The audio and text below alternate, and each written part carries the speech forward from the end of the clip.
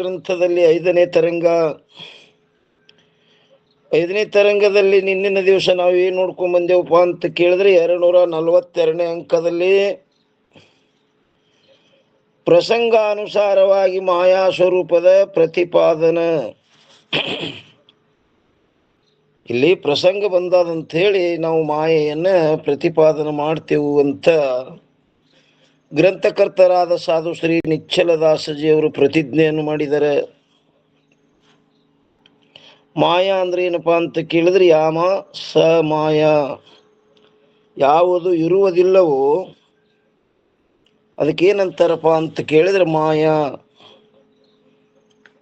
ಅದು ವಾಸ್ತವಿಕವಾಗಿ ಇಲ್ಲಂದ್ರೂ ಇದ್ದವ್ರಂಗ ತೋರ್ತದದು. ಅದಕ್ಕೆ ನಿಜಗುಂಡ್ರು ಹೇಳಲ್ರಿ, ಉಳ್ಳ ಬ್ರಹ್ಮವು ಇಲ್ಲೆನಿಸುವುದು, ಇಲ್ಲದ ಲೋಕವು ಉಂಟೆನಿಸುವುದು, ಮಾನ್ಯನೆಯುದು ನಿನ್ನನೆ ನೆಮ್ಮಿಹುದು.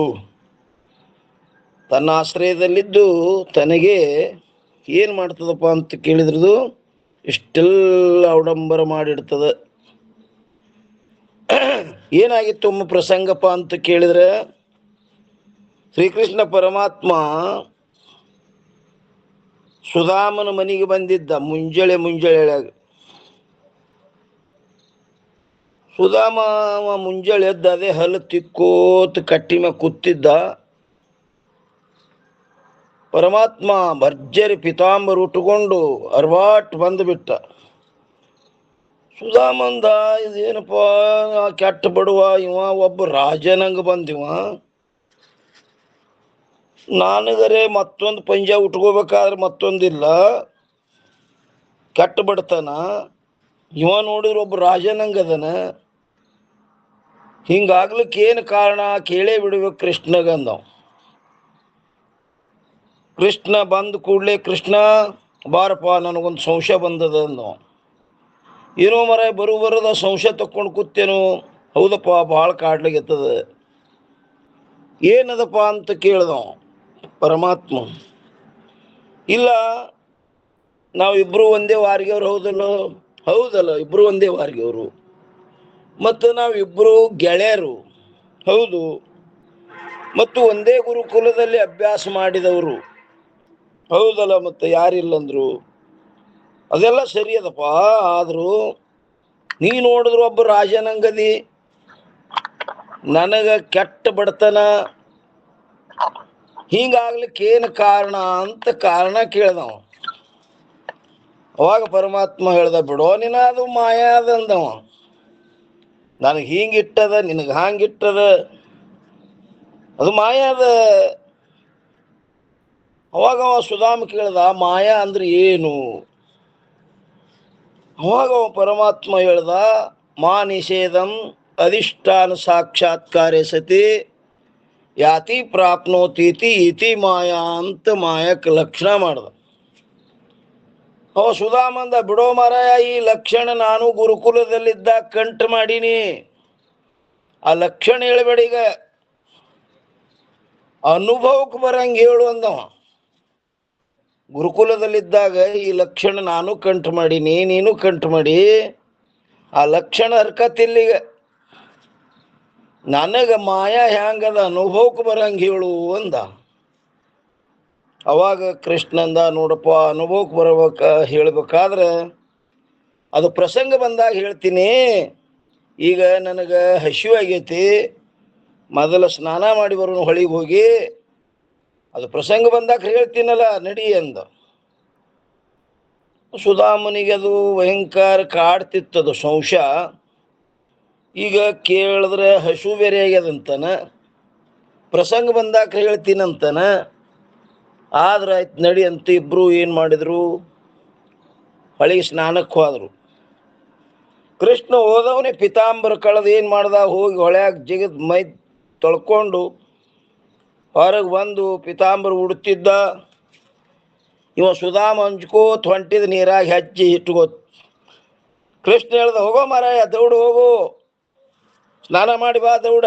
ಆಯ್ತ್ರಿ ಹೋತೀನ್ರಿ ಹೊಂಟಿದ್ದ. ಅವಾಗ ಕೃಷ್ಣನಿಗೆ ಅದೇನಾಯ್ತಪ್ಪ ಅಂತ ಕೇಳಿದ್ರೆ ಸಂಕಲ್ಪ ಬಂತಲ್ಲ ಅದ್ರದ್ದು, ಮಾಯಾ ನನಗೆ ಅನುಭವಕ್ಕೆ ಬರಂಗ ಹೇ ತೋರ್ಸೊಂದನಂದ ಬಳಿಕ ತನ್ನ ಮಾಯೆಯನ್ನು ಏನು ಮಾಡಿದ, ಪ್ರಚೋದನೆ ಮಾಡಿಬಿಟ್ಟ. ಏನಾಯ್ತು, ಸುಧಾಮ್ ನೀರಾಗ ಮುನಿಗೆ ಏಳೂರದೊಳಗೆ ಪ್ರಭಾ ಮಾಪೂರ್ ಬಂದು ಏನು ಮಾಡ್ತಪ್ಪ ಅಂತ ಕೇಳಿದ್ರೆ ಕೊಚ್ಚಿಕೊಂಡು ಹೋಗಿಬಿಡ್ತೀರಿ ಅವನಿಗೆ. ಎಲ್ಲಿಗೆ? ಮತ್ತೊಂದು ದೇಶಕ್ಕೆ ಹೋಯ್ತು. ಯಾಕ? ಆ ಮಾಯೆಯಲ್ಲಿ ಅಂತ ಶಕ್ತಿನೇ ಇತ್ತದು, ಅದ್ಭುತ. ಒಯ್ದು ಅಲ್ಲಿ ಹೋಗಿ ಒಂದು ದಂಡಿಗೆ ಹತ್ತಿತ್ತು ಬೌಡಿ, ಆದರೂ ಇನ್ನೂ ಉಸಿರಾಟಿತ್ತು. ಅಲ್ಲಿ ಹೆಣ್ಮಕ್ಳೆಲ್ಲ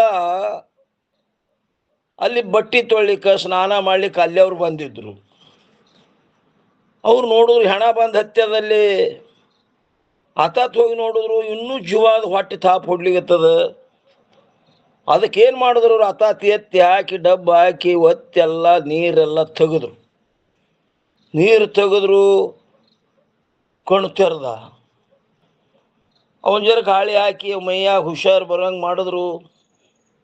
ಅವ್ರೇನು ಬಂದಿದ್ರಲ್ರಿ, ಅದ್ರಾಗ ಒಬ್ಬ ಹೆಣ್ಮಗಳು ನಾನು ನಿನ್ನ ಉಸಾಬರಿ ಮಾಡ್ತೀನಿ ನಡಿ ಅಂಥೇಳಿ ಮನೆಗೆ ಕರ್ಕೊಂಡು ಹೋದ್ರು. 6 ತಿಂಗಳಗಟ್ಲೆ ಅವನಿಗೆ ಏನು ಮಾಡಿದ್ರು, ಎಲ್ಲ ಆರೈಕೆ ಮಾಡಿ ಸದೃಢ ಆದ. ಅವಾಗಕ್ಕೆ ಹೆಣ್ಮಗಳಂದ್ಳು, ನಂದು ಇನ್ನೂ ಲಗ್ನ ಆಗಿಲ್ಲ, ನಾವು ಲಗ್ನ ಆಗುನು. ಯಾಕೆ ಹೊಲ್ದಕ್ಕಂದವ? ಈ ಕಡೆದೆಲ್ಲ ವಿಸ್ಮೃತಿ ಆಗಿತ್ತು ಹಳ್ಯಾಗ. ಮಾಯಾ ಹಂಗೆ ಮಾಡ್ತದ್ರಿ, ಅದಕ್ಕೆ ಯಾವುದು ಅಸಾಧ್ಯ ಅನ್ನೋದೇ ಇಲ್ಲ. ಏನು ಮಾಡ್ತು, ವಿಸ್ಮೃತಿ ಆಗಿತ್ತು, ಮೈಯಾಗ ಬಲ ಬಂದಿತ್ತು. ಆಗ್ಲಿಂದ ಲಗ್ನ ಆಯಿತು. ಲಗ್ನ ಆಯಿತು, 36 ವರ್ಷ, 4 ಮಕ್ಕಳು ಹುಟ್ಟಿದೀವ್ರಿ. 4 ಮಕ್ಕಳು ಹುಟ್ಟಿ ಮುಂದಾಕಿಗೆ ಆರೋಗ್ಯ ಕೆಟ್ಟು ಏನಾದಳು, ಆಕಿ ವಿಧಿವಶ ಸತ್ತಳು. ಸತ್ತು ಕೂಡಲೇ ಇವು ಹಾಡ್ಯಾಡ್ಕೊಂಡು ಅಳ್ಳಕ್ಕತ್ತ, ನಿನ್ನನ್ನಗಲಿ ಹೇಗೆ ಜೀವಿಸಲಿ ನಾ ಇನ್ನು, ನೀ ವಾದಿ ನಾ ಹ್ಯಾಂಗೆ ಮಾಡಲಿ, ನಾ ಇನ್ನು ಹ್ಯಾಂಗಿರಲಿ. ಅಲ್ಲಿ ಮಂದಿ ಹತ್ರ ಏನು ಹುಚ್ಚನವ, ಇಲ್ಲ ಹೆಂಡ್ತಿ ಸತ್ತಳು, ನಾ ಇನ್ನು ಹ್ಯಾಂಗೆ ಒಂಟಿಗೆ ಆಗಿರಲಿ, 4 ಮಕ್ಕಳು, ನೀ ಎಲ್ಲಿರ್ತೀನಂದ್ರೆ ಅವರು, ಇಲ್ಲ ಹ್ಯಾಂಗಾರೆ ಇರ್ಬೇಕಲ್ಲಕ್ಕೆ ಅಂತೂ ಸತ್ತಳು, ಮಕ್ಕಳಿಗೆ 2 ರೊಟ್ಟಿ ಮಾಡಿ ಹಾಕೋದು, ಏನ್ರಿ ಮಾಡೋದು. ಹುಚ್ಚ ಅಂದ್ರೆ ಅವರು. ನಮ್ಮ ದೇಶದ ರೂಲ್ಸ್ ಗೊತ್ತದಿಲ್ಲ ನಿನಗೆ? ಏನದಂದ್ರೆ ನಮ್ಮಲ್ಲಿ ಹೆಂಗದಪ್ಪ ಅಂದ್ರೆ, ಹೆಂಡ್ತಿ ಸತ್ತಳಲ್ಲ ಆಕಿ ಕೂಡ ಗಂಡಗನು ಸುಡೋದು ನಮ್ಮ ದೇಶದ ರೂಲ್ಸ್ ಅದ. ಇವಂದ ಇಲ್ಲ, ಆಕಿ ಸತ್ತಳ ಅದು ಹೆಣ ಸುಡ್ರಿ, ನನಗೆ ಜೀವಂತ ಸುಡ್ತೀರೇನು? ಇಲ್ಲ, ನಮ್ಮ ದೇಶದ ರೂಲ್ಸ್ ಅದಂಗ. ಇವಂದ ಹಂಗಪ್ಪ, ಇನ್ನು ಸಾಯೋದು, ಸುಟ್ಕೊಂಡು ಸಾಯೋದು. ಎದ್ದು ಓಡಿ ಹೋಗ್ಬೇಕಂದ ಯಾಕಡ್ರಿ ಗಂಡ್ಗ ಚಾಕ್ಲಕತ್ತ 4 ಮಂದಿ ಬಡಗಿ ತೊಗೊಂಡು ಸುತ್ತಾದ್ರು. ಇನ್ನು ಓಡಿ ಹೋಗ್ಲಿಕ್ಕೂ ಬರವಲ್ದು. ಮಕ್ಳಿಗೆ ಹೇಳೋದಪ್ಪ, ನೀವರ ಹೇಳ್ರು ಯಪ್ಪ, ಅದು ಕಾನೂನು, ಅದು ಕಾಯ್ದೆ ಅಂದ್ರೆ ಎಲ್ಲರಿಗೂ ಲಾಗುನೇ. ಅದು ಯಾರು ಹೇಳಿದ್ರು ಏನು ಅಲ್ಲಿ ನಡೆಯಂಗಿಲ್ಲ. ನಿರ್ವಾಹ ಇನ್ಯಾ ಮಾಡಬೇಕು? ಸಾಯಂಕಾಲ ಹೊತ್ತು ಇಳಿಕ್ ಬತ್ತು ಹೆಣ ತೊಗೊಂಡು ಹೊಳಿ ದಂಡಿ ತೊಗೊಂಡು ಹೊಂಟ್ರಲ್ಲಿ ಕಟ್ಗಿ ಪಿಟಿಗೆ ತೊಗೊಂಡು ಹೋಗಿ ಇವಂದ ಸುಟ್ಕೊಂಡು ಹೆಂಗೆ ಸಾಯೋದಪ್ಪ, ಭಾಳ ತ್ರಾಸ, ಬೆಂಕಿಯಾಗ ಸಾಯೋದು. ಅವೊಂದು ಯುಕ್ತಿ ತೆಗದ. ಏನು ತೆಗದ ನೋಡ್ರಿ, ನೀವು ನನ್ನ ಅಂತ್ಯದ ಒಂದು ಅನಿಸಿಕೆ ನಡೆಸಿಕೊಡ್ತೀರೇ ಇಲ್ಲ? ಬೇಕಾದಂಗೆ ಅದು ಅಂತ್ಯಕ್ಕೆ ಎಲ್ಲರಿಗೂ ಇದ್ದುದ್ದದ. ಏನು ಬೇಡು, ಏನು ಬೇಡುವುದಿಲ್ಲ. ನಾವೊಂದು ಜರ ಹೊಳ್ಯಾಗ ಸ್ನಾನ ಮಾಡಿ ನನ್ನ ದೇವ್ರ ಧ್ಯಾನ ಮಾಡ್ತೀನಿ, ಆಯಿಂದ ನೀವು ಸುಡ್ರಿ ರೀ ಏನ್ರಿ ಮಾಡ್ರಿ. ಅವ ಯಾನು ಯುಕ್ತಿ ತೆಗೆದಿದ, ಸ್ನಾನದ ನ್ಯಾವನು ಮಾಡಿ ನೀರಾಗ ಥಂಡಗೆ ಮುಣಿಗಿ ಸಾಯ್ಬೇಕು ಅಂತ ಅವ ಯುಕ್ತಿ ತೆಗೆದ. ಹೋಗಿ ಬಾ ಅಂದ್ರು ಅವ್ರು, ಬೇಕಾದಂಗೆ ಸ್ನಾನ ಮಾಡು, ನಿನ್ನ ದೇವ್ರ ಧ್ಯಾನ ಮಾಡು, ನಿನಗೆ ಅಲ್ಲಿ ತನ ಅವಕಾಶ ಅದ. ನೀ ಸ್ನಾನ ಮಾಡಿ ಬಂದ ಬಳಿಕ ಆಯಿಂದ ನಾವು ನಿನಗೆ ಕೆಚ್ಚನಾಗಿ ಇಡ್ತೇವು. ಇವ ಹೋಗಿ ನೀರ ಮುಣಿಗಿ ಸಾಯ್ಬೇಕಂದ್ರಿ ಅದು ಹ್ಯಾಂಗ ಓದಿತ್ತದು. ಬದುಂಗ್ನೆ ಎದ್ದು ಕೂಡಲೇ ಕೃಷ್ಣನ ಪಿತಾಂಬರ ಉಡ್ಲಿಕತ್ತಾನ. ಕೇಳ್ದ, ಏ ಕೃಷ್ಣ, ಹೆಣ ಎಲ್ಲಿ ಹೋಯ್ತು? ಅಲ್ಲಿ ಸುಟ್ರೆ ಏನ್ ಮಾಡಿದ್ರೆ? ಎಲ್ಲಿ ಹೆಣಾರೋ ನಿನ ಅಂದವ. ಇಲ್ಲೋ ಮರ, ನಾನು ಹ್ಯಾಂಡ್ ಸತ್ತಾಳೆ. ನಿನ್ನ ಹ್ಯಾಂಡ್ತಿ ಮನೆ ರೊಟ್ಟಿ ಮಾಡ್ಲಿಕತ್ತಾಳ ನಡುವ ನೀನ ಅಂದವ. ಇಲ್ಲೋ ಕೃಷ್ಣ, ನನ್ನ ಅನುಭವ ಹೇಳ್ತೀನಪ್ಪ. ಹೆಂಡ್ತಿ ಸತ್ತಳು, ಮಕ್ಕಳಿದ್ದು. ಅವ್ರಂದ್ರು ಆ ಹೆಂಡ್ತಿ ಹೆಣದ ಕೂಡ ನಿನಗೂ ಸುಡ್ತೇವಂತ ಇಲ್ಲಿ ತಂದ್ರು. ಬೆಂಕ್ಯಾಗ ಸುಟ್ಕೊಂಡು ಸಾವುದು ಆಗಂಗಿಲ್ಲ ನನಗ. ನೀರಾ ಮುಣಿಗಿ ಸಾಯ್ಬೇಕತ್ ನಂದು ಯುಕ್ತಿ ತೆಗೆದು ನಾ ದೇವ್ರ ಧ್ಯಾನ ಮಾಡ್ತೀನಿ ಅಂದ್ರೆ ಅಷ್ಟು ಅವಕಾಶ ಕೊಟ್ರು. ನಾ ನೀರಾ ಮುಣಿಗಿ ಸಾಯ್ಬೇಕತ್ ಬಂದೆಪ್ಪ, ಸಾವುದಾಗ್ಲಿಲ್ಲ. ಎದ್ದು ನೋಡ್ತೀನಿ, ನೀನೇ ಕಾಣಿಸ್ತೀಯ. ಹೆಣ ಎಲ್ಲೋಯ್ತು, ಮಂದಿ ಕಡೆ ಹೋಯ್ತು ಹೇಳು ಅಂದ. ಎಲ್ಲಿ ಹೆಣನೂ ಇಲ್ಲ, ಮಂದಿನೂ ಇಲ್ಲ, ಬಾ ಸುಮ್ಮದ್ರೆ ಹೊರಗಂದ್ರು. ಅವಾಗ ಹೊರಗೆ ಬಂದ ಕೃಷ್ಣ, ಖರೆ ಹೇಳಪ್ಪ, ನನ್ನ ಅನುಭವ ಹೇಳ್ತೀನಿ ನಿನಗೆ. ಈಗ ನೋಡು, ಅಲ್ಲಿ ಹೋಗಿ ನಾನು ನೀನು ಜಳಕಕ್ಕೆ ಬಂದಾಕ್ರೆ ಏನಾಯ್ತು? ಅದು ಪ್ರವಾಹ ಬತ್ತು, ಇದು ಸ್ಮೃತಿಗೆ ಬರ್ಲಿಕ್ಕತ್ತಿದೆಲ್ಲ. ಅವಾಗ ಅಲ್ಲಿ ದೂರ ಹೋಗಿತಪ್ಪ. ಅಲ್ಲಿ ಹೋದ ಬಳಕ ಅಲ್ಲಿ ಒಬ್ಬ ಹೆಣ್ಮಗಳು ನಾವು ಲಗ್ನ ಆಗು ನಂದಳು. ಲಗ್ನ ಆಯ್ತು, 4 ಮಕ್ಕಳು ಹುಟ್ಟುದು. ಮತ್ತ ಅಲ್ಲಿ ಆಕಿಗೆ ಕಾಯಿಲೆ ಬಂದಾಕಿ ತೀರ್ಕೊಂಡ್ಳು. ಮತ್ತ ಆಕಿ ಕೂಡ ನನಗ ಸುಡ್ತ ಅಂದ್ರು. ನನಗ ಸುಟ್ಕೊಂಡು ಸಾವುದಾಗೋಂಗಿಲ್ಲ. ಮತ್ತ ನೀರಾ ಮುಣಿಗಿ ಸಾಯ್ಬೇಕಂತ ನಾ ಯುಕ್ತಿ ತೆಗೆದ ಸಾಯೋದಾಗ್ಲಿಲ್ಲ. ಇವಳು ತಕ್ಕ ನೀನೇ ಕಾಣಿಸ್ದಿ. ಆ ಹೆಣ ಎಲ್ಲಿ ಹೋಯ್ದ್ರು, ಏನಾಯ್ತು ಹೇಳು? ಏನು ಹೆಣ ಇಲ್ಲ ಪಣ ಇಲ್ಲ, ನಡಿ. ನೀನು ಹೆಂಡ್ತಿ ಮನ್ಯಾಗ ರೊಟ್ಟಿ ಮಾಡ್ಲಿಕತ್ತಾಳ. ಮನಿಗೆ ಎಳ್ಕೊಂಡು ಹೋದ. ಹೋಗು ತಕ್ಕ 4 ರೊಟ್ಟಿ ಮಾಡ್ಯಾಳಕಿ. ನೀನ ರೊಟ್ಟಿ ಮಾಡ್ತಿ, 36 ವರ್ಷ ಹೋಗಿನ ಅಂದವ. 36 ಮಿನಿಟ್ ಆಗಿಲ್ರಿ, ಇನ್ನ ಒಂದು 10 ಮಿನಿಟ್ ಆಗ್ಯದ ನೀವು ಹೋಗಿ. ಸುಧಾಮನಿಗೆ ದಿಗ್ಭ್ರಮೆ ಆದವ. ಏನಾದ್ರು ಸತ್ಯೋ, ನೀವ್ರು ಹೇಳು ಸತ್ಯೋ? ಕೃಷ್ಣ, ಖರೆ ಹೇಳಪ್ಪ, ಹಿಂಗೆ ಹಂಗಾಯ್ತು. ಇಲ್ಲ, ನೀ ಏನ್ ಕೇಳಿಯಪ್ಪ? ಮಾಯಾ ನನಗೆ ಅನುಭವಕ್ಕೆ ಬರಂಗೆ ಹೇಳಿಯಲ್ಲ, ಕೇಳ್ದಲ್ಲ, ಅದಕ್ಕೆ ನಾ ಹಿಂಗೆ ತೋರಿಸ್ಕೊಟ್ಟಿನಿ ಅಂದವ. ಹಬ್ಬ ಅಂದವ. ಅವಾಗ ನೋಡ್ರಿ, ಮಾಯಾ ಏನ್ ಮಾಡ್ತದಪ್ಪ ಅಂತ ಕೇಳಿದ್ರೆ, ಅದು ಅಂತ ಅದ್ಭುತ ಶಕ್ತಿ ಅದದು. ಅದು ಉಳ್ಳ ಬ್ರಹ್ಮವು ಇಲ್ಲೆನಿಸುವುದು, ಇಲ್ಲದ ಲೋಕವು ಉಂಟೆನಿಸುವುದು. ಅಘಟಿತ ಘಟನಾ ಪಟಿಯತಿ ಮಾಯಾ. ನೋಡ್ರಿ ಎಷ್ಟು ಅದ್ಭುತ ಮಾಡಿ ತೋರಿಸ್ತದೆ. ಅದಕ್ಕೆ ಹೇಳಿದ್ರು, ಯಥಾಮೂರ್ತೇಶ ಸಂವತ್ಸರ ಶತಭ್ರಮ ತಥಾ ಮಾಯಾವಿಲಾಸೋಯಂ ಜಾಯತೆ ಜಾಗೃತಿ ಭ್ರಮ. ಅದು ಸ್ವಪ್ನ ಭ್ರಮ. ಸ್ವಪ್ನ ಎಷ್ಟಪ್ಪ? ಒಂದು 5 ನಿಮಿಷ, 10 ನಿಮಿಷ, ಅದಕ್ಕೂ ಹೆಚ್ಚಿಗೆ ಸ್ವಪ್ನ ಬೀಳಂಗಿಲ್ಲ. ಆ 10 ನಿಮಿಷದೊಳಗ ಒಂದು 100 ವರ್ಷದ ಅವಧಿ ತೋರಿಸ್ತದೆ. ಅದರಂತೆ ಇಲ್ಲಿ ಮಾಯಾ ಸಹಿತ ಏನ್ ಮಾಡ್ತದಪ್ಪ ಅಂತ ಕೇಳಿದ್ರೆ, ಯಥಾ ಮೂರ್ತೇಶ ಸಂವತ್ಸರ ಶತಭ್ರಮ ತಥಾ ಮಾಯಾವಿಲಾಸೋಯಂ. ಅದರಂತೆ, ತಥಾ ಅಂದ್ರೆ ಅದರಂತೆ, ತಥಾ ಮಾಯಾವಿಲಾಸೋಯಂ ಜಾಯತೆ ಜಾಗೃತಿ ಭ್ರಮ. ಇದನ್ನು ಭ್ರಮನೆ, ಇದನ್ನು ಸತ್ಯ ಇಲ್ಲ.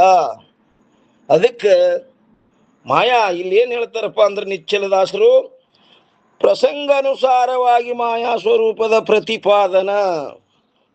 ಅದು ಪ್ರಸಂಗ ಬಂದದಂಥೇಳಿ ಆ ಮಾಯೆ ಪ್ರತಿಪಾದನೆ ಮಾಡ್ತೇವು ಅಂತ ಹೇಳಿದರೆ, ನಾವು ಇವತ್ತಿನ ದಿವಸ ಆ 154ನೇ ಕವಿತ್ವದ ಟೀಕಾ ಹೇಳ್ತಾರೆ. ಏನ್ ಹೇಳ್ತಾರ? ಜೀವ ಈಶ್ವರರೆಂಬ ಭೇದರಹಿತವಾದ, ನೋಡ್ರಿ ನಂತರ, ಜೀವ ಈಶ್ವರರೆಂಬ ಭೇದರಹಿತವಾಗಿ ಯಾವ ಶುದ್ಧ ಚೇತನವಿರುವುದು ಅದರ ಆಶ್ರಿತದಲ್ಲಿ ಮಾಯಾ ಇರುತ್ತದೆ. ಮಾಯಾ ಸ್ವತಂತ್ರ ಇಲ್ಲ. ಮಾಯಾ ಎಲ್ಲದಪ್ಪ ಅಂತ ಕೇಳಿದ್ರೆ ಶುದ್ಧ ಚೇತನದ ಆಶ್ರಿತದಲ್ಲಿ. ಮಾಯಾ ಅಧ್ಯಸ್ಥದ, ಚೇತನ ಅಧಿಷ್ಠಾನದಕ್ಕೆ. ಆ ಮಾಯಾ ಅನಾದಿ ಅಂದರೆ ಆದಿರಹಿತವಾಗಿರುತ್ತದೆ. ಆ ಮಾಯಾ ಹೆಂಗದಪ್ಪ ಅಂತ ಕೇಳಿದ್ರೆ, ಅನಾದಿ ಅಂದರೆ ಆದಿರಹಿತವಾಗಿರುತ್ತದೆ. ಉತ್ಪತ್ತಿಗೆ ಆದಿ ಎಂಬ ಹೆಸರು. ಯಾವಾಗ ಉತ್ಪತ್ತಿ ಆಗ್ತದಲ್ಲ ಅದಕ್ಕೆ ಆದಿ ಎಂಬ ಹೆಸರು. ಇನ್ನು ಒಂದೇ ಕಡ ಒಂದು ವೇಳೆ ಮಾಯೆಯು ಉತ್ಪತ್ತಿ ಆಗಿರುವುದೆಂದು ಅಂಗೀಕಾರ ಮಾಡಿದ್ದಾದರೆ, ನೋಡ್ರಿ, ಒಂದು ವೇಳೆ ಮಾಯೆಯು ಉತ್ಪತ್ತಿ ಆಗಿರುವುದೆಂದು ಅಂಗೀಕಾರ ಮಾಡಿದ್ದಾದರೆ, ಮಾಯೆಯ ಕಾರ್ಯವಾದ ಪ್ರಪಂಚದಿಂದಂತೂ ಮಾಯೆ ಉತ್ಪತ್ತಿ ಸಂಭವಿಸುವುದಿಲ್ಲ. ಯಾಕೆಂದರೆ ಪುತ್ರನಿಂದ ತಂದೆಯ ಉತ್ಪತ್ತಿ ಅಸಂಭವವಾದಂತೆ. ಪುತ್ರನಿಂದ ತಂದೆಯ ಉತ್ಪತ್ತಿ ಅಸಂಭವ ಹ್ಯಾಂಗೋ ಹಂಗ ಪ್ರಪಂಚದಿಂದ ಮಾಯೆ ಉತ್ಪತ್ತಿ ಅಸಂಭವವಾಗುತ್ತದೆ. ಅಂದ ಮೇಲೆ ಚೇತನದಿಂದಲೇ ಮಾಯೆಯ ಉತ್ಪತ್ತಿಯನ್ನು ಅಂಗೀಕರಿಸಬೇಕಾಗುವುದು. ಇದರಿಂದ ಚೇತನದಿಂದಲೇ ಮಾಯೆಯ ಉತ್ಪತ್ತಿಯನ್ನು ಅಂಗೀಕರಿಸಬೇಕಾಗುವುದು. ಅಲ್ಲಿ ಎರಡನೇ ಕಡ ಜೀವಭಾವ ಮತ್ತು ಈಶ್ವರ ಭಾವವಂತೂ ಮಾಯೆಯ ಕಾರ್ಯಗಳಾಗಿರುತ್ತವೆ. ಆ ಜೀವಭಾವ ಆಗಲಿ ಈಶ್ವರ ಭಾವ ಆಗಲಿ ಅವು ಎದರದಪ್ಪ ಅಂತ ಕೇಳಿದ್ರೆ ಮಾಯೆಯ ಕಾರ್ಯಗಳಾಗಿರುತ್ತವೆ. ಎಲ್ಲಿಯವರೆಗೆ ಮಾಯೆಯು ಸಿದ್ಧವಾಗುವುದಿಲ್ಲವೋ, ಎಲ್ಲಿಯವರೆಗೆ ಮಾಯಾ ಸಿದ್ಧ ಆಗುವುದಿಲ್ಲ ಅಲ್ಲಿವರೆಗೆ ಜೀವ ಈಶ್ವರ ಸ್ವರೂಪವು ಸಿದ್ಧವಾಗುವುದಿಲ್ಲ. ಆ ಮಾಯಾ ಸಿದ್ಧಿ ಆ ನಂತರ ಜೀವ ಈಶ್ವರ ಸಿದ್ಧಿ ಅದ. ಮಾಯಾ ಸಿದ್ಧಿ ಇಲ್ಲಂದ್ರೆ ಜೀವ ಈಶ್ವರ ಸಿದ್ಧಿನೇ ಇಲ್ಲ. ಆದ್ದರಿಂದ ಜೀವಚೇತನದಿಂದಲೇ ಆಗಲಿ ಅಥವಾ ಈಶ್ವರ ಚೇತನದಿಂದಾಗಲಿ ಮಾಯೆ ಉತ್ಪತ್ತಿ ಹೇಳುವುದು ಅಸಂಭವವಾಗಿರುತ್ತದೆ. ಜೀವಚೇತನದಿಂದನೂ ಆಗಿಲ್ಲ ಅದು ಮಾಯಾ, ಈಶ್ವರ ಚೇತನದಿಂದನೂ ಆಗಿಲ್ಲ. ಮಾಯಾ ಸಿದ್ಧಿ ಆದ ನಂತರ ಜೀವೀಶ್ವರ ಸಿದ್ಧಿ ಅದ. ಮತ್ತು ಮೂರನೇ ಆಕಡ ಏನು ಹೇಳ್ತಾರೆ ನೋಡ್ರಿ, ಶುದ್ಧ ಚೇತನವು ಅಸಂಗವಿರುತ್ತದೆ. ಶುದ್ಧ ಚೇತನ ಹೆಂಗದ? ಅಸಂಗದ, ಅಕ್ರಿಯವಿರುತ್ತದೆ. ಅದರಲ್ಲಿ ಕ್ರಿಯಾ ಇಲ್ಲ. ಯಾಕಂದ್ರೆ ಅದು ನಿರವಯವವಾದ್ದರಿಂದ. ಮತ್ತದು ಹೆಂಗದಪ್ಪ ಅಂದ್ರೆ ನಿರ್ವಿಕಾರವಿರುತ್ತದೆ, ವಿಕಾರ ಆಗುವುದಿಲ್ಲದು. ಶುದ್ಧ ಚೇತನ ವಿಕಾರ ಇಲ್ಲ. ಯಾವಾಗ ಹುಟ್ಟಿರ್ತದೆ ಅದು ವಿಕಾರ ಆಗ್ತದೆ. ಅದು ಹುಟ್ಟೇ ಇಲ್ಲ. ಹುಟ್ಟಿಲ್ಲ ಅಂದ ಕೂಡಲೇ ಅದು ನಿರ್ವಿಕಾರವಿರುತ್ತದೆ. ಶುದ್ಧ ಚೈತನ್ಯ ಅಂದ್ರೆ ನಮ್ಮಲ್ಲಿದ್ದಂಥ ನಮ್ಮ ಅರು ಸ್ವರೂಪ ಹೆಂಗದಪ್ಪ ಅಂತ ಕೇಳಿದ್ರೆ ಅದು ಶುದ್ಧನೇ ಅದ, ಅದು ಹುಟ್ಟೇ ಇಲ್ಲ. ಅದು ನಾವೆಲ್ಲ ಅರು ಸ್ವರೂಪರು. ನಿರ್ವಿಕಾರ ಇರುತ್ತದೆ. ಆದ್ದರಿಂದ ಮಾಯೆಯ ಉತ್ಪತ್ತಿಯನ್ನು ಅಂಗೀಕಾರ ಮಾಡಿದರೆ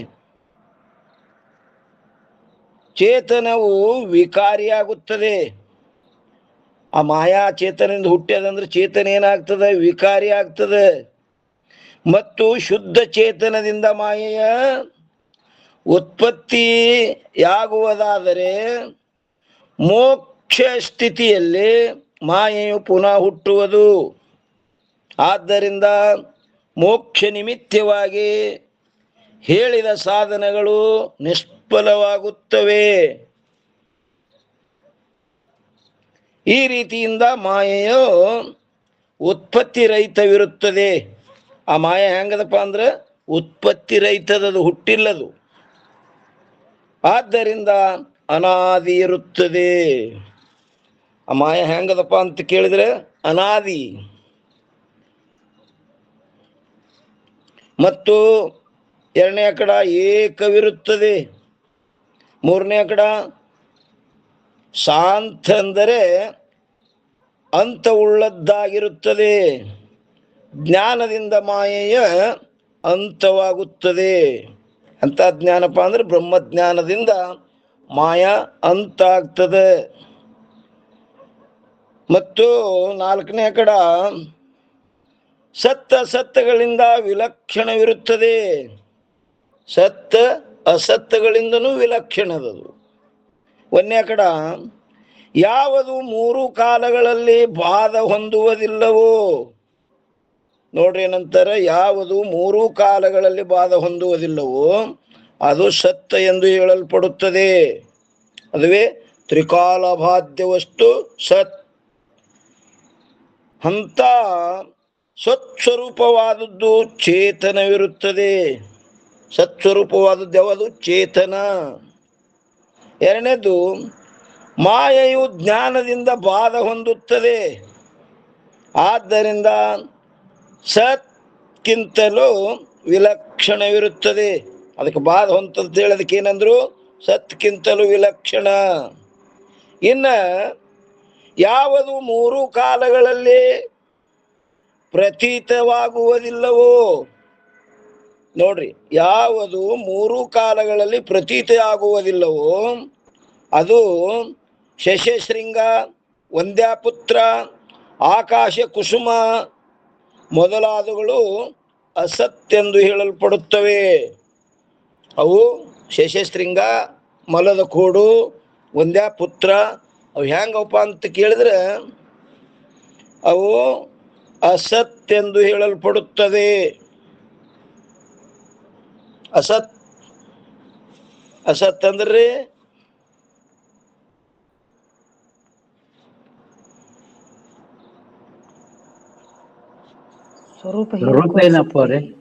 ಅಸತ್ ಅಂದ್ರೆ ಸ್ವರೂಪಹೀನ. ಇನ್ನು 4ನೇ ಕಡೆ ಏನ್ ಹೇಳ್ತಾರೆ ನೋಡ್ರಿ, ಜ್ಞಾನಕ್ಕಿಂತ ಪೂರ್ವದಲ್ಲಿ ಮಾಯಾ ಮತ್ತು ಅದರ ಕಾರ್ಯವು ತೋರುತ್ತದೆ.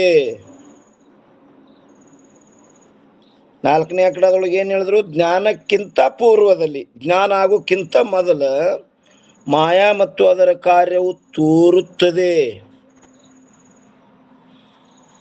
ಅದರ ಕಾರ್ಯವುದು ಪ್ರಪಂಚ. 2 ಹೇಳಿದ್ರವರು, ಮಾಯಾ ಮತ್ತು ಅದರ ಕಾರ್ಯ. ಜ್ಞಾನಕ್ಕಿಂತ ಪೂರ್ವದಲ್ಲಿ ಮಾಯಾ ಮತ್ತು ಅದರ ಕಾರ್ಯವು ತೋರುತ್ತದೆ. ಹೇಗೆಂದರೆ ಹೇಳ್ತಾರವರು 1ನೇ ಕಡ, ಜಾಗ್ರದ ಅವಸ್ಥೆಯಲ್ಲಿ ನಾನು ಅಜ್ಞಾನಿ ಇದ್ದೇನೆ. ನೋಡ್ರಿ, ನಾನು ಅಜ್ಞಾನಿ ಇದ್ದೇನೆಂದಕ್ರೆ ಅಜ್ಞಾನ ತೋರ್ತಿಲ್ಲ ಅಲ್ಲಿ. ಬ್ರಹ್ಮವನ್ನು ತಿಳಿಯಲಾರೆ. ಈ ರೀತಿಯಿಂದ ಮಾಯೆಯ ಪ್ರತೀತಿಯಾಗುತ್ತದೆ. ಪ್ರತೀತಿ ಅಂದ್ರೆ ತೋರುತ್ತದೆ. ನಾನು ಅಜ್ಞಾನಿ ಇದ್ದಾನೆ, ಅಜ್ಞಾನಿ ಇದು ಎತ್ತಿ ಕೊಡ್ತಿಲ್ಲ ಅಲ್ಲಿ. ಇನ್ನು 2ನೇದ್ದು, ಸ್ವಪ್ನಾವಸ್ಥೆಯಲ್ಲಿ ಯಾವ ಅನೇಕ ಪದಾರ್ಥಗಳು ತೋರುತ್ತವೆಯೋ ಅವುಗಳಿಗೆ ಉಪಾದಾನವಾದ ಕಾರಣವು ಮಾಯೆಯಾಗಿರುತ್ತದೆ. ಅದಕ್ಕೆಲ್ಲ ತೋರುದಕ್ಕೆ ಅದಕ್ಕೆಲ್ಲ ಉಪಾದಾನ ಕಾರಣ ಯಾವುದಪ್ಪ ಅಂದ್ರೆ ಮಾಯನೇ. ಎಲ್ಲಿ? ಸ್ವಪ್ನಾವಸ್ಥೆಯಲ್ಲಿ ಯಾವ ಅನೇಕ ಪದಾರ್ಥಗಳು ತೋರುತ್ತವೆಯೋ ಅವುಗಳಿಗೆ ಉಪಾದಾನವಾದ ಕಾರಣವು ಮಾಯೆಯಾಗಿರುತ್ತದೆ. ಅವಕ್ಕೆಲ್ಲ ಉಪಾದಾನ ಕಾರಣ ಯಾವುದಪ್ಪ ಅಂದ್ರೆ ಮಾಯ.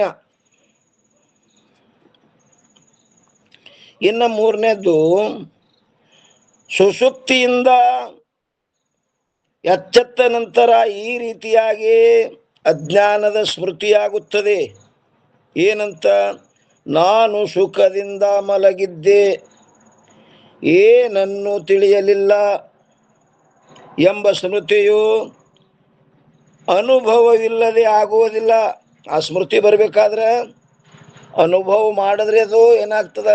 ಅನುಭವ ರೂಪ ಸಂಸ್ಕಾರ, ಸಂಸ್ಕಾರ ರೂಪ ಸ್ಮೃತಿ. ಅನುಭವ ಮಾಡಿಲ್ಲ ಅಂದ್ರೆ ಸಂಸ್ಕಾರ ಆಗಂಗಿಲ್ಲ. ಸಂಸ್ಕಾರ ಇಲ್ಲಂದ್ರೆ ಅದು ಸ್ಮೃತಿಗೆ ಬರಂಗಿಲ್ಲ. ಸ್ಮೃತಿಗೆ ಬರ್ತದಂದ್ರೆ ಅದು ಸಂಸ್ಕಾರದ. ಆ ಸಂಸ್ಕಾರ ಆಗ್ಬೇಕಾದ್ರೆ ಅನುಭವ ಮಾಡಿರೇಬೇಕು. ಏನಂತಂದ್ರಿ? ನಾನು ಸುಖದಿಂದ ಮಲಗಿದ್ದೆ, ಏನನ್ನು ತಿಳಿಯಲಿಲ್ಲ ಎಂಬ ಸ್ಮೃತಿಯು ಅನುಭವವಿಲ್ಲದೆ ಆಗುವುದಿಲ್ಲ. ಸ್ಮೃತಿ ಆಗ್ತದಂದ್ರೆ ಅದು ಅನುಭವ ಆಗ್ಯದ. ಆದ್ದರಿಂದ ಸುಷುಪ್ತಿಯಲ್ಲಿ ಅಜ್ಞಾನವು ಪ್ರಕಾಶವಾಗಿರುತ್ತದೆ. ಸುಷುಪ್ತಿಯಲ್ಲಿ ಅಜ್ಞಾನ ಪ್ರಕಾಶ ತಿಳಿಸಿಕೊಂಡದ. ಆ ಅಜ್ಞಾನ ಮತ್ತು ಮಾಯೆಯು ಒಂದೇ ಆಗಿರುತ್ತದೆ. ಆ ಅಜ್ಞಾನ ಮತ್ತು ಮಾಯೆಯು ಒಂದೇ ಆಗಿರುತ್ತದೆ. ಅದು ಎಲ್ಲ ಒಂದೇ ಅದ, ಹೆಸರು ಮಾತ್ರ ಬೇರೆ. ಅವುಗಳಲ್ಲಿ ಭೇದ ಇರುವುದಿಲ್ಲ. ಯಾಮ ಸಾ ಮಾಯ ಇಲ್ಲಿ ಹೇಳಿದ್ರು ನೋಡ್ರಿ, ಅದೇ ತಿರುವಿಡೋದು. ಮಾಯ ಅನ್ನೋದಕ್ಕೆ ಉಲ್ಟಾ ಯಾಮ ಸಾ ಮಾಯ. ಈ ಪ್ರಕಾರದಿಂದ ಮೂರು ಅವಸ್ಥೆಗಳಲ್ಲಿ ಮಾಯೆಯು ಪ್ರಕಾಶವಾಗುತ್ತದೆ, ಅಂದ್ರೆ ತೋರುತ್ತದೆ. ಆದ್ದರಿಂದ ಗುರುನಾಥ, ಹೇಳ್ರಿಪ್ಪ. ಅನುಭವಜನ್ಯ ಸಂಸ್ಕಾರ, ಸಂಸ್ಕಾರಜನ್ಯ ಸ್ಮೃತಿ ಅನ್ನುವಂಥದ್ದು ಸ್ವಲ್ಪ ಬಿಡಿಸ್ತಂದೆ. ಈಗ ನೀವು ಹಿಂದೆ ಯಾವುದು ಅನುಭವ ಮಾಡಿದ್ರಿ ಅಂದ್ರೆ ಅನುಭವ ಏನೋ ಕೆಟ್ಟ ಹೋಯ್ತು, ಆದ್ರೆ ಅದ್ರದ್ದು ಸೂಕ್ಷ್ಮ ಸಂಸ್ಕಾರ ಇರ್ತದ್ರಿ ಚಿತ್ತದಲ್ಲಿ. ಆ ಸಂಸ್ಕಾರಗಳು ಅದು ಸ್ಮೃತಿಗೆ ಬರಬೇಕಾದ್ರೆ ಸಂಬಂಧ, ಸಾದೃಶ್ಯ, ಚಿಂತನ, ಅದೃಷ್ಟ ಮೂಲಕವಾಗಿ ಅದು ಸ್ಮೃತಿಗೆ ಬರ್ತದ್ರಿ. ಒಂದು ಸಂಬಂಧರೇ ಆಗ್ಬೇಕು, ಅದರ ಬಗ್ಗೆ ಸಾದೃಶ್ಯರೇ ಇರಬೇಕು, ಬೇಡ ಅದರ ಬಗ್ಗೆ ಚಿಂತನರೇ ಇರ್ಬೇಕು. ನಿಮಗೆ ಪೂರ್ವದಲ್ಲಿ ಏನೋ ಮಾಡುದ್ದು ಅದು ಏನಾಗಿರ್ತದಪ್ಪ ಅಂತ ಕೇಳಿದ್ರೆ ಸಂಸ್ಕಾರ ರೂಪದಿಂದ ಚಿತ್ತ ಪೆಟ್ಟಿಗೆ ಇರ್ತದದು. ಅದಕ್ಕೆ ಸಂಬಂಧತ್ತು ಅಂದ್ರೆ ಸ್ಮೃತಿ ಆಗ್ತದೆ. ಬೇಡ ಸಾದೃಶ್ಯ ಇತ್ತಂದ್ರೂ ಸ್ಮೃತಿಗೆ ಬರ್ತದೆ. ಬೇಡ ಅದ್ರ ಬಗ್ಗೆ ಚಿಂತನ ಆಯ್ತಂದ್ರೆ ಅದೇನಾಗ್ತದಪ್ಪ ಅಂತ ಕೇಳಿದ್ರೆ ಅದು ಸ್ಮೃತಿಗೆ ಬರ್ತದೆ, ನೆನಪ.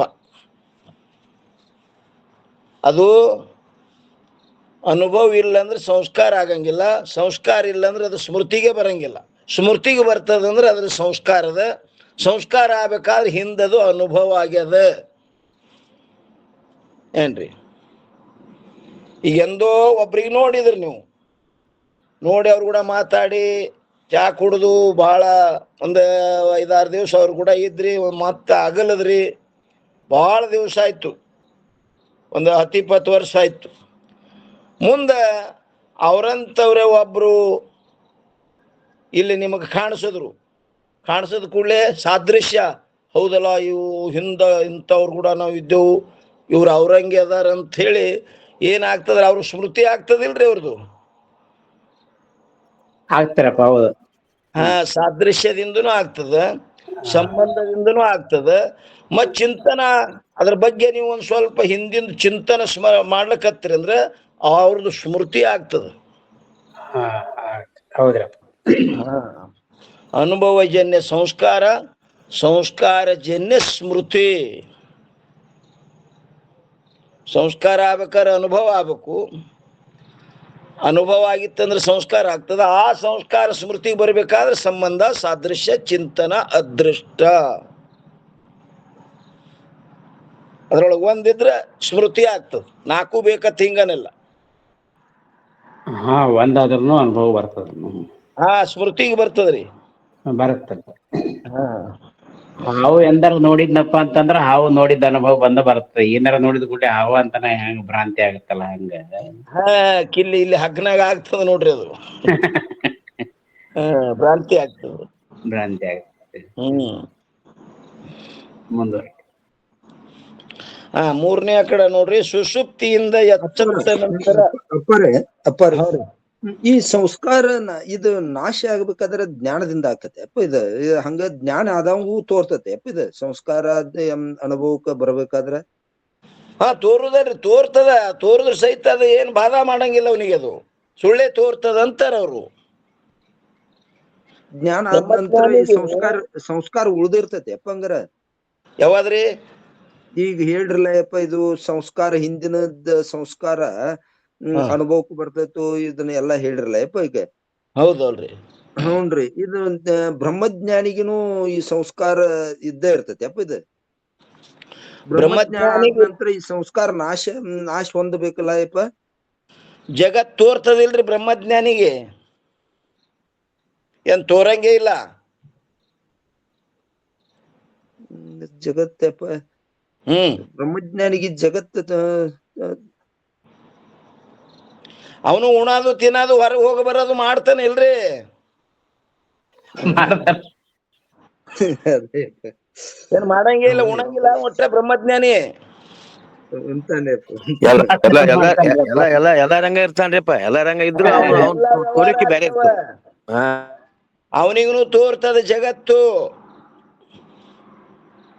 ಏನ್ರಿ. ತೋರ್ತದಂದ್ರ ಬಾಧಿತಾನುವೃತ್ತಿಯಿಂದ ತೋರ್ತದ ಅವನಿಗೆ. ಅವನಲ್ಲಿ ಸತ್ಯತ್ವ ಬುದ್ಧಿ ಇರಂಗಿಲ್ಲದು. ಅದೇ ಬುದ್ಧಿ ಇಲ್ಲದಂಗೆ ಇರ್ತಾನೆ. ಅಷ್ಟೇ. ಅವನಿಗೆ ಸತ್ಯತ್ವ ಬುದ್ಧಿಯಿಂದ ಇಲ್ಲ, ಅದು ಮಿಥ್ಯತ್ವ ಬುದ್ಧಿಯಿಂದ ತೋರ್ತದ. ಯಾಕಂದ್ರೆ ವೃತ್ತಿ ಇರ್ತದ. ಇನ್ನ ಜೀವನ್ ಮುಕ್ತಿನಲ್ಲಿ ವೃತ್ತಿ ಇರ್ತದ. ಇದೇ ಮುಕ್ತಿನಲ್ಲಿ ತೋರಂಗಿಲ್ಲ, ತನ್ನ ಶರೀರ ತೋರಂಗಿಲ್ಲ ಅವನಿಗೆ. ವಿಧೇಯ ಮುಕ್ತನಿಗೆ ತನ್ನ ಶರೀರ ತೋರಂಗಿಲ್ಲ, ಜಗತ್ತಲ್ಲಿ ತೋರ್ಬೇಕು. ಅದೇ ಅಲ್ಲಿ ವಿಧೇಯ ಮುಕ್ತ ಆದಾಮ್ಗೆ ಇದು ಎಲ್ಲ ನಾಶ ಆಗಿರ್ತತೆ. ಸಂಸ್ಕಾರ ತನ್ನ ಶರೀರ ಅವನಿಗೆ ವೃತ್ತಿನೇ ಇರಂಗಿಲ್ಲ. ಜೀವನ್ ಮುಕ್ತನಲ್ಲಿ ಇದು ದೇಹಾದಿ ಪ್ರಪಂಚ ಪ್ರತೀತ ಆಗ್ತದ್ರಿ. ಜೀವನ್ ಮುಕ್ತ ಜ್ಞಾನಿಯಲ್ಲಿ ಇದೆಲ್ಲ ತೋರುದ. ಜೀವನ್ ಮುಕ್ತನ ಲಕ್ಷಣ ಮಾಡ್ರಿ. ಲಕ್ಷಣ ಬರ್ತದೆ ನಮ್ಗೆ. ಶರೀರ ಸಹಿತ ಇರ್ಬೇಕು, ಪ್ರಾಣ ಸಹಿತ ಇರ್ಬೇಕು, ಬಂದ ಬ್ರಹ್ಮ ರಹಿತನಾಗಿರ್ಬೇಕು, ಅದು ಜೀವನ್ ಮುಕ್ತಾರೆ. ಬಂದ ಭ್ರಮ ರಹಿತ, ದೇಹಾದಿ ಪ್ರಪಂಚ ಸಹಿತ ಜೀವನ್ ಮುಕ್ತ ಏನ್ರಿ. ಜೀವನ್ ಮುಕ್ತ ಜ್ಞಾನಿಗೆ ಪ್ರಪಂಚ ತೋರ್ತದ, ವಿಧೇಯ ಮುಕ್ತನ ಮಾತ್ರ ತೋರಂಗಿಲ್ಲ. ಗುರುನಾಥ ರೂಢರಿಗೆ ತೋರ್ಲೇ ಇಲ್ಲ, ಜಗತ್ತೇ ತೋರ್ಲಿಲ್ಲ ಅವ್ರಿಗೆ. ಅದಕ್ಕಲ್ಲಿ ಅವ್ರ ಶರೀರ ಬಹಳ ದಿನ ಬದುಕಲಿಲ್ಲ. 32 ವರ್ಷಿಗೆ ಅಂತಾಗಿ ಹೋಯ್ತವ್ರದು. ಸಿದ್ಧಾರೂಢರು 5ನೇ ಭೂಮಿಕೆಯಲ್ಲಿದ್ರು, ಗುರುನಾಥ ರೂಢರು 6ನೇ ಭೂಮಿಕೆಯಲ್ಲಿದ್ರು. ಪದಾರ್ಥ ಭಾಮಿನಿ ಏನು ತೋರ್ಲೇ ಇಲ್ಲ, ತಮ್ಮ ಸ್ವರೂಪ ಒಂದನ್ನೇ ತೋರ್ತವ್ರಿಗೆ, ಅದರಲ್ಲೇ ನಿತ್ತು ಸ್ಥಿತಿ.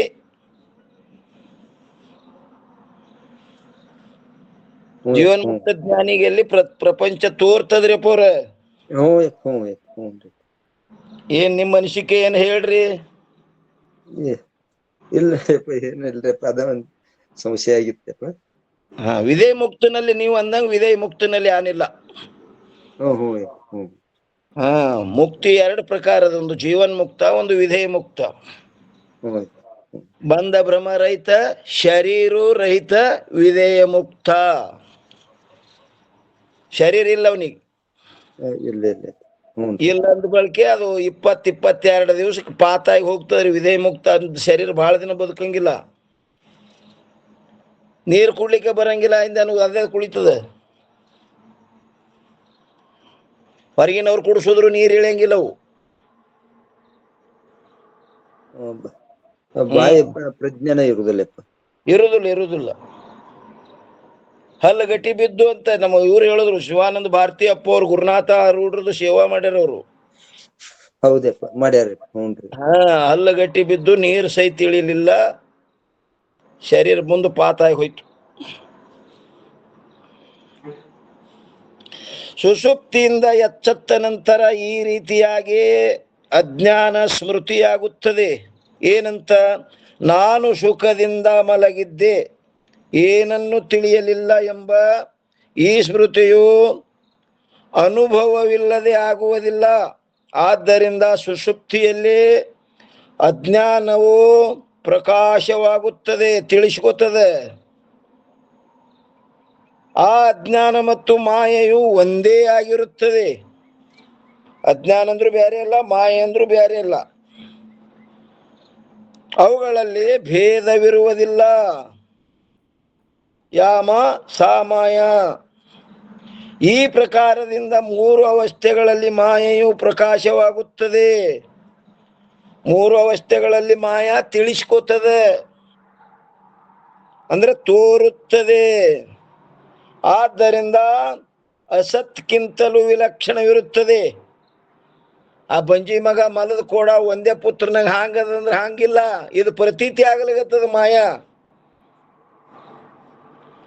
ಈ ರೀತಿಯಿಂದ ಸತ್ ಅಸತ್ಕ್ಕಿಂತಲೂ ವಿಲಕ್ಷಣವಾಗಿರುವ ಯಾವ ಮಾಯ ಇರುವುದು, ಅದರ ಕಾರ್ಯವಾದರೂ ಕೂಡ ಸತ್ ಅಸತ್ಕ್ಕಿಂತಲೂ ವಿಲಕ್ಷಣವಿರುತ್ತದೆ. ಮಾಯನೇ ಸತ್ ಅಸತ್ಕ್ಕಿಂತ ವಿಲಕ್ಷಣದಂದ್ರೆ ಅದರ ಕಾರ್ಯನು ಸಹಿತ, ಕಾರ್ಯವದು ದೇಹಾದಿ ಪ್ರಪಂಚ. ಇದನ್ನು ಹೆಂಗದ? ಸತ್ ಅಸತ್ತಕ್ಕಿಂತ ವಿಲಕ್ಷಣದ. ಸತ್ಯಕ್ಕೆ ವಿಲಕ್ಷಣ ಏನ್ರಿ ಸೋಪಣ್ಣಪ್ಪವ್ರ?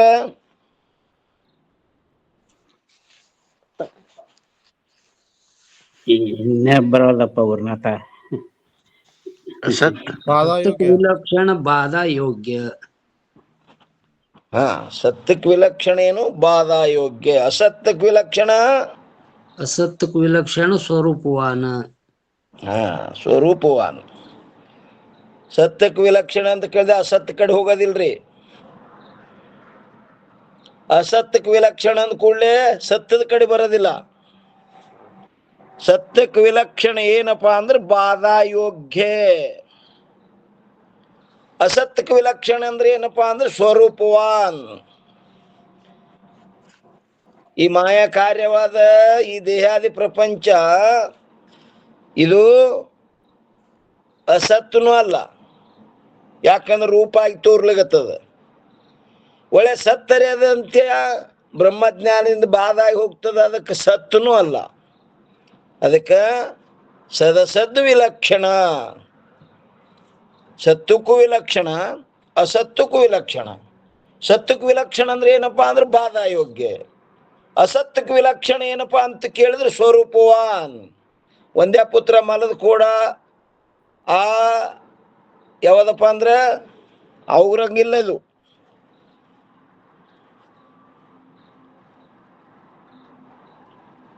ಇದು ಸದಸದ್ ವಿಲಕ್ಷಣದ ಮಾಯಾ, ಮಾಯೆಯ ಕಾರ್ಯ. ಕಾರ್ಯ ಅಂದ್ರೇನು? ದೇಹಾದಿ ಪ್ರಪಂಚ. ಅದಕ್ಕೆ ಕಾರಣವಾದದ್ದು ಮಾಯಾ. ಇಲ್ಲ ಇಲ್ದೆ ತೋರ್ತಾವ. ತೋರ್ತಾವಂದ್ರೆ ಅವ ಅಂತೇನು? ಜ್ಞಾನದಿಂದ ಬಾಧಿಸ್ಕೊಂಡು ಹೋಗ್ತಾವ. ಇಲ್ಲತಿಯ ತೋರ್ತದ. ಸ್ವಪ್ನ ಪದಾರ್ಥ ತೋರ್ತಾವಿಲ್ರಿ? ಅಪ್ಪರ ಇಲ್ಲಂದ್ರ ಅಜ್ಞಾನ ಕಾಲದಲ್ಲಿ ತೋರ್ತದ್ರಿ. ಐತಿ ಅಂತೀರ, ಜ್ಞಾನ ಕಾಲದಲ್ಲಿ ಇಲ್ಲವೇ ಇಲ್ರಿ. ಇಲ್ಲವೇ ಇಲ್ಲ. ಅದಕ್ಕೇನಂತ ಐತ್ ಅನ್ಬೇಕ ಇಲ್ಲ ಅನ್ಬೇಕ್ರಿಮ್ಮ? ಹೇಳಕ್ಕೆ ಬರೋದಿಲ್ರಿ ಅಪ್ಪರ, ವಚಿಸಕ್ಕೆ ಬಾರದು. ಹಾ, ಅನಿರ್ವಚನೀಯ. ಅನಿರ್ವಚನೀಯ ಅಂದ್ರಿ ಅದ ವಚನದಿಂದ ಹೇಳಕ್ಕ ಬರೋದಿಲ್ಲ. ಐತಿ ಅಂತೂ ಹೇಳಕ್ ಬರೋದಿಲ್ಲ, ಇಲ್ಲಂತೂ ಹೇಳಕ್ ಬರೋದಿಲ್ಲ ಅಂತಪ್ಪ. ಅನಿರ್ವಚನೀಯ ಅಂದ್ರೆ ಮಿಥ್ಯಾ. ಮಿಥ್ಯೆ. ಮಿಥ್ಯಾ ಅಂದ್ರಿ? ಮಿಥ್ಯೆ ಅಂದ್ರೆ ನೋಡ್ರಪ್ಪರ, ಯಾತಿ ಭಾಸಮಾನತೆ ಇತಿ ಮಿಥ್ಯೆ. ಯಾತಿ ಅಸತ್ ಭಾಸಮಾನತ್ವೇ ಸತಿ ಇತಿ ಮಿಥ್ಯ. ಹೌದು. ಹಾ, ಇಲ್ಲಿ ಇನ್ನೊಂದು ಲಕ್ಷಣ ತೋರಿ ಅದಕ್ಕೆ. ಮಿಥ್ಯಾ ಶಬ್ದೋ ಅನಿರ್ವಚನೀಯ ವಚನ. ಇದೊಂದು ಲಕ್ಷಣದ. ಮಿಥ್ಯಾ ಶಬ್ದೋ ಅನಿರ್ವಚನೀಯ ವಚನ. ಇದು ಯಾರು ಮಾಡಿದ್ರಪ್ಪ ಅಂತ ಕೇಳಿದ್ರೆ ಪದ್ಮಪಾದಾಚಾರ್ಯರು ಮಾಡ್ಯಾರ್ರಿ ಇದು ಈ ಲಕ್ಷಣ. ಪದ್ಮಪಾದಾಚಾರ್ಯ ಯಾರಪ್ಪ ಅಂತ ಕೇಳಿದ್ರೆ ಶ್ರೀ ಶಂಕರಾಚಾರ್ಯರ ಶಿಷ್ಯರು. ಏನ್ರಿ? ಏನಂದ್ರಿ? ಮಿಥ್ಯಾ ಶಬ್ದೋ ಅನಿರ್ವಚನೀಯ ವಚನ. ಪದ್ಮಪಾದಾಚಾರ್ಯರು. ಅವ್ರ ಹೆಸರು ಮೊದಲ ಸನಂದನ ಇತ್ರಿ. ಅದೇ ರೀ, ಹೊಳಿಗೆ ಹೋದಾಗ ಅಲ್ಲಿ ಶಿಷ್ಯನ ಕೂಗಿದಾಗ ಆಗಿಂದಾಗ ಬರಾಕತ್ತರ ನೀರಿನ ಮೇಲೆ ಕಮಲ ಅವ್ರಿಗೆ ಹೆಜ್ಜೆ ಇಟ್ಟಂಗ ಕಮಲ ತೋರಿತ್ರಿ. ನೀರಿನ ಮ್ಯಾಗ ಆ ಕಮಲದ ಮೇಲೆ ಹೆಜ್ಜೆ ಇಟ್ಕೊತ ಬಂದರಪ್ಪರ. ಹಾ, ಅಲ್ಲಿ ಗಂಗಾ ಮಾತೆ ಮುಣುಗುಡ್ಲಿಲ್ಲ ಅವ್ರಿಗೆ. ಹ್ಞೂನ್ರಪ್ಪ, ದಾರಿ ಮಾಡಿ ಅವನ ಪಾದ ತಳಗ ಕಮಲ ಆಶ್ರಯ ಮಾಡಿಟ್ಲಕ್ಕಿ. ಯಾಕ ಗುರುಗಳು ಸನಂದ ಬಾ ಅಂತ ಕರೆದು ಬಿಟ್ರು, ಕೂಗಿದ್ರು ಹೊಳಿ ಬರ್ತದ, ದೌಡ್ ಬಾ ಅಂತ ಕೂಗಿದ್ರು ಬರದ ಹೊಳಿ ಬಂದಿತ್ತು. ಗುರುಗಳು ಒದರ್ಯಾರ ಅಂದ್ರ ಶ್ರದ್ಧಾ ಭಕ್ತಿ ಇಟ್ಟು ಬಂದೇ ಬಿಟ್ಟ ಹಂಗ. ಹೊಳಿ ಬಂದದ ಅನ್ನೋದು ಕಲ್ಪನಾ ಇಲ್ಲ. ಬರೂರದೊಳಗ ಗಂಗಾ ಮಾತೆ ಏನ್ ಮಾಡಿದ್ಲಪ್ಪ, ಎಲ್ಲೆಲ್ಲಿ ಅವ ಹೆಜ್ಜೆ ಇಡ್ತಾನ ಅಲ್ಲಿ ಬಡ್ಡ್ಯಾಗ ಏನು ಪದ್ಮ ಹೂವ ಅದ್ರ ಮ್ಯಾಲ ದಾಟಿ ಬಂದ. ಅದಕ್ಕೆ ಅವನಿಗೆ ಏನಂತ ಕರೆದ್ರಪ್ಪ ಅಂತ ಕೇಳಿದ್ರೆ ಏನ್ರಿ ಅದು ಹೆಸರ? ಪದ್ಮಪಾದಾಚಾರ್ಯ. ಹಾ, ಪದ್ಮಪಾದಾಚಾರ್ಯರು ಗುರುಗಳು ಇಟ್ಟ ಹೆಸರದು. ಅವ್ರು ಮಾಡ್ಯಾರ ನೋಡ್ರಿ ಇದು ಲಕ್ಷಣ. ಏನು? ಮಿಥ್ಯಾ ಶಬ್ದೋ ಅನಿರ್ವಚನೀಯ ವಚನ. ಸತ್ ಅಸತ್ಗಳಿಂದ ವಿಲಕ್ಷಣವಾಗಿರುವುದಕ್ಕೆ ಅದ್ವೈತ ಮತದಲ್ಲಿ ಮಿಥ್ಯಾ ಎಂದು ಹೇಳುತ್ತಾರೆ. ಅದಕ್ಕೇನಂತಾರೆ? ಸತ್ ಅಸತ್ಕ್ಕಿಂತ ವಿಲಕ್ಷಣವಾದುದಕ್ಕೆ ಅದ್ವೈತ ಮತದಲ್ಲಿ ಮಿಥ್ಯಾ ಎಂದು ಹೇಳುತ್ತಾರೆ ಮತ್ತು ಅನಿರ್ವಚನೀಯವೆಂತಲೂ ಕರೆಯುತ್ತಾರೆ. ಅದಕ್ಕೆ ಲಕ್ಷಣ ಮಾಡಿದ್ರು. ಅನಿರ್ವಚನೀಯ ಅಂದ್ರೆ ಮಿಥ್ಯಾ ಅಂದ್ರೆ ಏನು, ಅನಿರ್ವಚನೀಯ. ಅದಕ್ಕೆ ಮಿಥ್ಯಾ ಶಬ್ದೋ ಅನಿರ್ವಚನೀಯ ವಚನ. ಆದ್ದರಿಂದ ಮಾಯಾ ಮತ್ತು ಅದರ ಕಾರ್ಯದಿಂದ ದ್ವೈತವು ಸಿದ್ಧವಾಗುವುದಿಲ್ಲ. ನೋಡ್ರಿ, ಆದ್ದರಿಂದ ಮಾಯಾ ಮತ್ತು ಅದರ ಕಾರ್ಯದಿಂದ ದ್ವೈತವು ಸಿದ್ಧವಾಗುವುದಿಲ್ಲ. ಯಾಕಂದ್ರೆ ಅವೇ ಇಲ್ಲದವು. ಯಾಕಂದರೆ ಹೇಗೆ ಚೇತನವು ಸಪ್ತ ರೂಪವಿರುವುದು, ಅದರಂತೆ ಮಾಯಾ ಮತ್ತು ಅದರ ಕಾರ್ಯವು ಸತ್ವರೂಪವಾಗಿದ್ದರೆ ದ್ವೈತ ಉಂಟಾಗುತ್ತಿತ್ತು. ಅದು ಸತ್ತಿತ್ತಂದ್ರೆ ಮಾಯಾ ಮತ್ತು ಮಾಯಾ ಕಾರ್ಯ ಅದು ಸತ್ತಿತ್ತಂದ್ರೆ ದ್ವೈತ ಉಂಟಾಗ್ತಿತ್ತು. ಆದರೆ ಆ ಮಾಯಾ ಮತ್ತು ಅದರ ಕಾರ್ಯವಾದ ಜಗತ್ತು ಸತ್ತಕ್ಕಿಂತಲೂ ಹೆಂಗದ ವಿಲಕ್ಷಣವಾಗಿರೋಣದರಿಂದ ಮಿಥ್ಯಾ ಇರುತ್ತದೆ. ಮಿಥ್ಯಾ ಪದಾರ್ಥದಿಂದ ದ್ವೈತ ಉಂಟಾಗುವುದಿಲ್ಲ. ತಾನೇ ಇಲ್ಲದದು ಅನೇಕ ಆಗಿ ತೋರುದೇ ಇಲ್ರಪ್ಪ. ದ್ವೈತ ಉಂಟು ಮಾಡ್ತದೇನ್ರಿ ಅದು? ಹೇಗೆಂದರೆ ಸ್ವಪ್ನದ ಪದಾರ್ಥಗಳು ಮಿಥ್ಯವಾಗಿರುತ್ತವೆ, ಅವುಗಳಿಂದ ದ್ವೈತವೇನೂ ಉಂಟಾಗುವುದಿಲ್ಲ.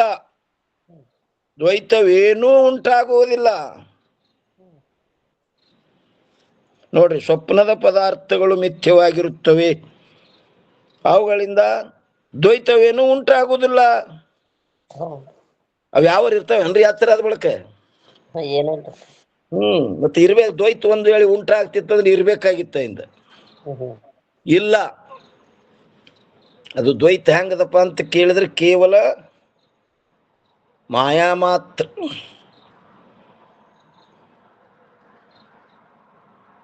ಮಾಯಾ ಮಾತ್ರಂ ದ್ವೈತಂ ಅದ್ವೈತಂ ಪರಮಾರ್ಥತ ಏನ್ರಿ? ಅವುಗಳಿಂದ ದ್ವೈತವೇನೂ ಉಂಟಾಗುವುದಿಲ್ಲ. ಇನ್ನ 243ನೇ ಅಂಕದಲ್ಲಿ ಅಜ್ಞಾನದ ಸ್ವಾಶ್ರಯತ್ವ ಮತ್ತು ಏನಂತಾರೆ? ಅಜ್ಞಾನದ ಸ್ವಾಶ್ರಯತ್ವ ಹಾಗೂ ಸ್ವವಿಷಯತ್ವವು. ಅಜ್ಞಾನ ಏನ್ ಹೇಳಿದ್ರಿ? ಅಜ್ಞಾನದ ಸ್ವಾಶ್ರಯತ್ವ ಹಾಗೂ ಸ್ವವಿಷಯತ್ವವು.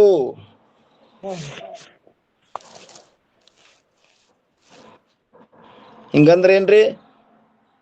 ಅಜ್ಞಾನದ ಆಶ್ರಯದಲ್ಲೇ ಇರ್ತದ್ರಿ ಪರ, ಮತ್ ಅದನ್ನ ವಿಷಯ ಮಾಡೋದಲ್ರಿ ಪರ. ಸೊ ಅದನ್ನೇ ಮುಚ್ಚುತ್ತದ್ರಿ ಅಪ್ಪರ ಅಜ್ಞಾನ. ಅದನ್ನೇ ವಿಷಯ ಮಾಡ್ತದ್ರಿ. ಹ್ಞೂನ್ರಿ ಈಗ ಅಂತರ್ಗಂಗೆ ನೀರಿನ ಆಶ್ರಯದಲ್ಲಿದಲ್ರಿ, ಹ್ಞೂನ್ರಿ ನೀರನ್ನೇ ಮುಚ್ಚಿ ಬಿಟ್ಟದ ನೋಡ್ರಿ. ಇರ್ಲಾಕ ಆಶ್ರಯ ಕೊಟ್ಟದಕ್ಕನೇ ಇದ್ದುದನ್ನ ಮುಚ್ಚಂಗ್ ಮಾಡ್ತದ ನೋಡ್ರಪ್ಪ. ಮುಚ್ಚಿ ಬಿಡ್ತದದು.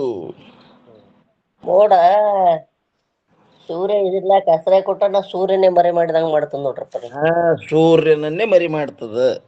ಹ್ಮ್ ಹಂಗ ಅಜ್ಞಾನ ನಮ್ಮ ಆಶ್ರಯದಲ್ಲಿದ್ದು ನಮಗೇ ಏನ್ ಮಾಡ್ತದ, ನಮ್ಮ ಸ್ವರೂಪವನ್ನು ತಿಳಿಗುಡಲಾರ್ದಂಗ ಮಾಡ್ಲಾಗತ್ತದ. ಹೌನ್ರಿ ಒಂದೇ ಕಡೆ ನೋಡ್ರಿ, ಜೀವ ಈಶ್ವರರೆಂಬ ವಿಭಾಗರಹಿತವಾದ ಶುದ್ಧ ಬ್ರಹ್ಮನ ಆಶ್ರಿತದಲ್ಲಿ ಮಾಯಾ ಇರುತ್ತದೆ. ಏನ್ ಹೇಳಿದ್ರು ನೋಡ್ರಿ, ಜೀವ ಈಶ್ವರವೆಂಬ ವಿಭಾಗರಹಿತವಾದ ಶುದ್ಧ ಬ್ರಹ್ಮದ ಆಶ್ರಿತದಲ್ಲಿ ಮಾಯಾ ಇರುತ್ತದೆ. ಮತ್ತು ಎರಡನೇ ಕಡ ಶುದ್ಧ ಬ್ರಹ್ಮವನ್ನೇ ಆಚ್ಛಾದನ ಮಾಡಿರುತ್ತದೆ. ಇದು ವಿಭಾಗ ರಹಿತ ಅಂದ್ರಪ್ಪರ ಭಾಗ ಮಾಡೋದೇ ಇಲ್ರಿ, ಆದ್ರ ತೋರ್ತದ್ರಪ್ಪರ. ತೋರ್ತದ, ಯಾಕೆ ತೋರ್ವಲ್ದು? ಹ್ಞೂನ್ರಿ ಜೀವೇಶ್ವರ ಭೇದ ಹೆಂಗದಪ್ಪ ಅಂತ ಕೇಳಿದ್ರದು ಹೆಂಗದ್ರಿ? ಜೀವೇಶ್ವರ ಭೇದ ಅನಾದಿ ಆದ್ರಪ್ಪರ, ಉಪಾಧಿಕೃತದ. ಉಪಾಧಿ ಎಂದು ಭೇದ ಕಾಣ್ತು. ಹ್ಞೂನ್ರಿ ಉಪಾಧಿ ಇಲ್ಲ ಅಂದ್ರೆ ಭೇದೇ ಇಲ್ಲಲ್ಲಿ. ಹ್ಞೂನ್ರಿ ಜೀವೇಶ್ವರ ಭೇದ ಹೆಂಗಾಗ್ಯದ ಅಂದ್ರೆ ಉಪಾಧಿಕೃತ ಭೇದ. ಮಾಯಾ ಶುದ್ಧ ಸತ್ವ ಅದ್ರಿ, ಇದು ಮಲಿನ ಸತ್ವ ಅದ್ರಿ. ಮಲಿನ ಸತ್ತು ಉಪಾಧಿಯಲ್ಲಿ ತಾರತಮ್ಯದ. ಹ್ಞೂನ್ರಿ ಕೂಟಸ್ಥ ಬ್ರಹ್ಮರಿಗೆ ಯಾವ ಭೇದದ್ರಮ್ಮ? ಯಾವ ಭೇದನೂ ಇಲ್ರಪ್ಪರ, ಸತ್ತು ಚಿತ್ತು ಆನಂದ ಸ್ವರೂಪನೇ ಅದ್ರಪ್ಪ. ನಾಮ ಮಾತ್ರ ಭೇದ. ನಾಮ ಮಾತ್ರ. ನಾಮ ಮಾತ್ರ ಭೇದದಲ್ಲಿ. ಹ್ಞೂ ಕೇವಲ ಅದೊಂದು ಕೂಟಸ್ಥ, ಇದು ಬ್ರಹ್ಮ ಅನ್ನೋದು ಕೇವಲ ನಾಮ ಭೇದದ. ಹ್ಞೂನ್ರಿ ವಾಸ್ತವಿಕವಾಗಿ ಭೇದ ಇಲ್ಲವೇ ಇಲ್ಲ. ಹ್ಞೂ ಇಲ್ಲಿ ಏನ್ ಹೇಳ್ತಾರೆ ನೋಡ್ರಿ, ಎರಡನೇ ಕಡ ಶುದ್ಧ ಬ್ರಹ್ಮವನ್ನೇ ಆಚ್ಛಾದನ ಮಾಡಿರುತ್ತದೆ. ನೋಡ್ರಿ, ಮೊದಲು ಒಂದೇ ಕಡೆ ಹೇಳಿದ್ರು, ಜೀವ ಈಶ್ವರರೆಂಬ ವಿಭಾಗರಹಿತವಾದ ಶುದ್ಧ ಬ್ರಹ್ಮನ ಆಶ್ರಿತದಲ್ಲಿ ಮಾಯಾ ಇರುತ್ತದೆ. ಮತ್ತು ಎರಡನೇ ಕಡ ಶುದ್ಧ ಬ್ರಹ್ಮವನ್ನೇ ಆಚ್ಛಾದನ ಮಾಡಿರುತ್ತದೆ. ಹೇಗೆಂದರೆ ಉದಾಹರಣೆ ಹೇಳ್ತಾರೆ ನೋಡ್ರಿ, ಗ್ರಹದ ಕೋಣೆಯ ಆಶ್ರಿತದಲ್ಲಿರುವ ಅಂಧಕಾರವು ಆ ಕೋಣೆಯನ್ನೇ ಆವರಿಸುತ್ತದೆ. ಎಲ್ಲದ ಕತ್ತಲಿ ಆ ಕೋಣೆಯ ಆಶ್ರಯದಲ್ಲೇ ಅದು ಅದ. ಆ ಕೋಣೆಯನ್ನೇ ಮುಚ್ಚಿಬಿಟ್ಟದ್ರಿ, ಗಾಡಿಗಳು ಕಾಣಿಸ್ಕೊಡ್ಲಾರ್ದಂಗ ಮಾಡ್ಯದ. ಇರುವುದೆಲ್ಲದ ಆ ಮನಿ ಆಶ್ರಯದಲ್ಲೇ ಕತ್ತಲದ, ಆ ಮನಿಯನ್ನೇ ಮುಚ್ಚಿಬಿಟ್ಟದ. ಈ ಪಕ್ಷಕ್ಕೆ ಏನಂತಾರೆ? ಸ್ವಾಶ್ರಯ ಸ್ವವಿಷಯ ಪಕ್ಷವೆಂದು ಹೇಳುತ್ತಾರೆ. ಆ ವಿಷಯ ಮತ್ತೆ ನಾಳಿನ ದಿವಸ ನೀವು ವಿಚಾರ ಮಾಡೋಣ್ರಿ. ಇಲ್ಲಿಯ ಪರ್ಯಂತರ ಸದ್ಗುರುಗಳ ಕೃಪಾಶೀರ್ವಾದದಿಂದ ನಡೆದು ಬಂದ ವಿಷಯ ಈ ವಾಗ್ರೂಪ ಸೇವೆ ಗುರುಪಾದದಲ್ಲಿ ಅರ್ಪಿಸಿ ಇವತ್ತಿನ ವಿಷಯಕ್ಕೆ ಮಂಗಲ್ ಹೇಳೋಣ್ರಿ. ಎಲ್ಲ ಮಹಾತ್ಮರ ಮಾತೆಯರ ಪಾದಕ್ಕೆ ನಮಸ್ಕಾರ. ಓಂ ನಮಃ ಶಿವಾಯ.